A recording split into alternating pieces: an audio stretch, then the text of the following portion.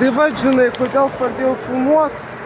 Tai visų pirma, aš buvau uždarytas į ligoninę po psichosocialinės reabilitacijos ir aš sutikau veikėją, kuris kūrė šmaikštų turinį internete.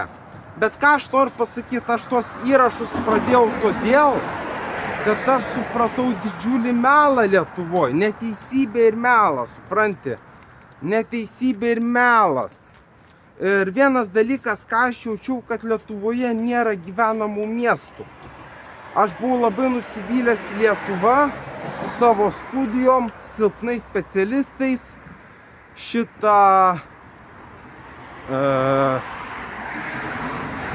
išgalvoto matematiniam formulėm.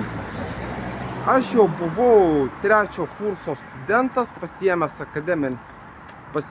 akademinės atostogas. Tai va, aš baigiau 3 kursus aukštojoje mokykloje. Ir va, kai susipažinau su tuo turinio kūrėju, jisai man parodė ir aš tada pradėjau po truputį kurti savo turinį, kuris buvo faktiškai teisingas, bet labai toks apribota informacija. Aš negalėjau paaiškinti visko. Paskui ėmiau aiškinti, aš iš pradžių pradėjau aiškinti Facebook'e, koks yra pasaulis. Aš pradėjau kurti įrašus Facebook savo paskyroje. Pradėjau joje kurti savo įrašus Facebook paskyroje. Kai mane išmetė iš kai aš nebaigiau 2 kurso, tai pradėjau kurti įrašus Facebook paskyroje. Tai va. Aš mačiau, kad pasaulis yra pilnas neteisybės, pilnas melo. Ir vienas dalykas, tai buvo skysčių mechanika, ką aš ten supratau. Aš supratau, jog visos medžiagos gaunamos iš skysčių. Taip, tai yra skysčių mechanika. Visos medžiagos yra konvertuojamos iš skysčių. Skalbimo milteliai yra gaunami iš elementaraus vandens. Vanduo yra begalinis resursas, nes vandens yra bele kiek ir ypač jūrose, vandenynuose, bet tai yra požeminis resursas. Vanduo tai yra požeminis išteklius. Ir supratau, kad milteliai skalbimo yra gaunami iš vandens. Tas pasliečia ir kepimui tinkamus miltus arba ruošai. Miltai taip pat yra skysčių ir vandens virsmo produktas pramonės įrenginiuose. Ir pramonė veikia taip, jog ji gali padaryti tai, kas žmogui atlikti rankomis yra visiškai neįmanoma. Tai yra skysčių mechanika ir tai yra visos pasaulyje esančios produkcijos, išskyrus augalus, šaltinis. Viskas pasaulyje yra gaunama iš skysčių. Visi kieti kūnai, viskas yra gaunama iš skysčių, suprantat? Visa kieta masė, pavyzdžiui, pažiūrėkite gyvsidabrį. Gyvsidabris tai yra skystas metalas, bet jis gaunamas iš skysčio. Taip, kad visi metalai, visi miltai, visas plastikas, visa elektronika, jie yra gaunami per skysčių mechaniką. Tai yra viso pasaulio statybinė medžiaga. Tai yra skysčiai, ne smėlis. Nes jeigu pradėsime kasti smėlį, jeigu mes pradėsime kasti smėlį, tai tas smėlis bus tiek išnaudos žemės paviršius. Supranti, kodėl žmonės nekasa to smėlio? Nes smėlis yra labai brangus resursas. Tai yra žemės paviršius. Iškasus smėlį išnyktų visa civilizacija, supranti? Metalai yra gaunami iš vandens. Miltai gaunami iš vandens. Tabletės gaunamos iš vandens. Visa pasaulyje esanti produkcija gaunama ir dujos gaunamos iš vandens. Viskas, kas pastatyta mūsų planetoj, tai yra iš vandens kilusi medžiaga ir ypač metalai. Plastikas, metalai, viskas yra pagaminta per virsmus erdvės šešėlyje, tai yra vanduo. Viskas yra gauta iš vandens. Šita siena taip pat pastatyta iš vandens. Gal. Kai kurios medžiagos ne, bet daugiausia medžiagų yra gaunama iš vandens. Taip pat ir telefono stikliukas. Jis yra pagamintas iš vandens. Tai va, vanduo tai yra pramonės medžiaga. Tai yra gyvybės eleksyras, tai yra vanduo. Maisto ruošai naudojamas vanduo. Bet jūs neįsivaizduojat, kad tie patys miltai gaunami iš to paties vandens, tik tai paverčiant jį į kitą būseną, supranti? Vanduo yra paverčiamas į kitą būseną. Viskas pasaulyje yra padaroma iš vandens. Plastikas, metalas, produkcija, kompiuteriai, tai yra vanduo. Jie visi gaunami iš vandens. Tai va. Ir dar ką norėjau pasakyti, tai va žinai. Ir tasai turinio kūrėjas mane paskatino kurti. Tai buvo teisinga informacija, bet tai buvo labai siauram profilį esantys pasakojimai. Ir supranti, dabar ką noriu pasakyti. Tai iš pradžių, kai su manim, kai aš pradėjau kurti tą turinį ir jo buvo labai mažai, po metų su manim susisiekė to turinio kūrėjo vadybininkas, kuris turėjo serverį internete, Discord platformui, ir aš su juo labai ilgą laiką šnekėjau, visą dieną su juo šnekėjau, rašėme žinutėmis ir tada paprašiau, kad duotų man prisijungimą į platformą, kurios aš nepažinojau. Tai buvo Discord puslapis. Ir kai prisijungiau tą Discord puslapį, iš pradžių manim niekas netikėjo, tai niekas manim nesidomėjo.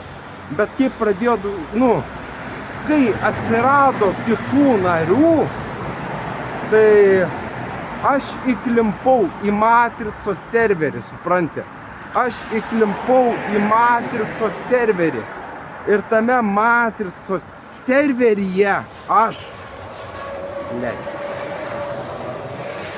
susipažinau su savo sekėjais, kuriuos vėliau pamačiau, kaip jie atrodo, kai išsikraušiu į bendrabutį. Kai išsikraušiu į bendrabutį, pas mane atvažiuodavo visokie žmonės. Sakau, kai išsikraušiu tuos senelių namus, Naujųjų Verkių Kremplių bendrijoje, pas mane pradėjo atvažiuoti visokie žmonės, kurie prisistatė mano sekėjais. Kad jie mane seka ir panašiai tame bendrabutį, kuris yra toliau nuo miesto. Prieš tai aš jų nebuvau matęs nei vieno, beveik. Tai va, jie visi yra pagyvenę žmonės. Jie yra jauni, už mane jaunesni, bet visi tie mano sekėjai yra pagyvenę žmonės. Nesvarbu, kad jie yra jauni, bet jie labai greitai sensta, supranti, mano sekėjai labai greitai sensta. Ir faktiškai ta gražuolė, ne gražuolė, ta mergina ar moteriškė, žinai, kuri už mane 5 metais jaunesnė, Šabat, jinai atrodo kaip 40 metų babuška. Jinai atrodo kaip 40 metų babuška, žinai. O aš galvau, kad jinai bus gražuolė. Jinai ir buvo gražuolė, bet per 2-3 metus taip pasikeitė, kad aš pamačiau, jog jai prasidėjo senatvinė liga, supranti. Jau aš pas pradėjau sent. Pas mane čia žilų plaukų perbraukus plaukus. Jinai perbraukiu plaukus, pas mane žilų plaukų, žinai, yra. Tai va, ką aš supratau, žinai. Ir dar ką noriu pasakyti, tai iš pradžių mane skatino kurti turinį Matricos bendruomenę. Turėjau kaimyną, per kurį kūriau turinį. Tada praėjus metams laiko, aš susipažinau su savo buvusios žmonos versija, kuri dirbo toj Naujosios Vilnios dienos stacionare. Pasirodo, kad jinai buvo mano buvusios žmonos versija vyresnėme amžiuje. Ir kas įdomu, jog mano ta buvusi geriausia žmona kažkurioj planetoj buvusi mano pati geriausia žmona buvo už mane 11 metų jaunesnė, tačiau kai aš pradėjau sent, jinai paseno kartu su manimi, supranti, ta mano tikroji žmona, jaunoji žmona, paseno kartu su manimi, nors buvo už mane 11 metų jaunesnė. Ji buvo už mane 11 metų jaunesnė. Jinai paseno kartu su manimi. Tai yra tikra žmona. Bet ką aš noriu pasakyti? Norint turėti gerą žmoną, reikia jos ieškoti nuo 16-17 metų. Tai yra nerealu. Dabar, kai aš gyvenu bendrabutį, aš turiu krūvą reikalų, tai toj planetoje aš neturėjau ką veikti. Bet šiame gyvenime, kai aš turiu krūvą reikalų, filmavimų, visą kitą, žinai, ir va, ką dar norėjau pasakyti, tai va, kai aš pradėjau lankyti dienos stacionarą, man paskambindavo motina ir su manim pasišnekėdavo, kai važiuodavau į užsiėmimus. Ir vieną kartą jinai verkdama man paskambino ir leido suprast, kad jeigu manęs niekas nepažinos, tai mane uždarys į tokį Rokiškio skyrių, kuriame iš manęs išsiurbs sielą tie psichopatai marozai, žinai. Iš manęs išsiurbs sielą psichopatai marozai. Ir mane išleis po 1,5 metų, supranti? Ar po metų, gal mane išleis po metų. Bet tie psichopatai marozai iš manęs išsiurbs sielą, supranti? Jie iš manęs atims sielą. Tai va, motina verkdama man paskambino ir aš tada tai supratau, kad jeigu aš atsigulsiu Rokiškio ligoninę ir manęs niekas nežinos, tai iš manęs išsiurbs sielą, va toks dalykas. Ir aš susipažinau su tą savo žmonos versiją buvusios, jinai buvo labai graži žmona, bet jos reikia ieškoti nuo 16-17 metų. Tai yra visiškai nerealu. Ir ne šiaip reikia ieškoti kuo paprastesnės ir kuo blogesnės panelės, kuri būtų visiškai be jokių bruožų, supranti? Ta panelė turi būti visiškai be jokių bruožų. Ir kai aš įsidarbinau į kavinę, aš pamačiau, kaip aš susipažinau su ta savo būsima žmona, supranti? Aš pamačiau, kaip atrodė tikroji mano būsima žmona, kurios vardas yra kaip tos ergoterapeutės. Aš pamačiau savo žmoną, kai mes susipažinom. Ir jai buvo 19 ar 20 metų. Ar 21. Supranti, nerealu susirasti tokią jauną žmoną. Tai yra nerealu. Tokios jaunos žmonos niekas neieško. Visi ima vyresnės, nes jos atrodo gražesnės. Bet tik jauna žmona gali suteikti tau daugiau laimės ir laisvės ir geresnį gyvenimą. Ir kaip bebūtų keista, nors mano ta buvusi žmona buvo už mane 11 metų jaunesnė, jinai paseno kartu su manimi. Tai yra žmona dėl manęs paaukojo savo jaunystę, kad galėtų numirti kartu su manimi, supranti? Žmona mirė kartu su manimi ir jos vardas buvo Darija.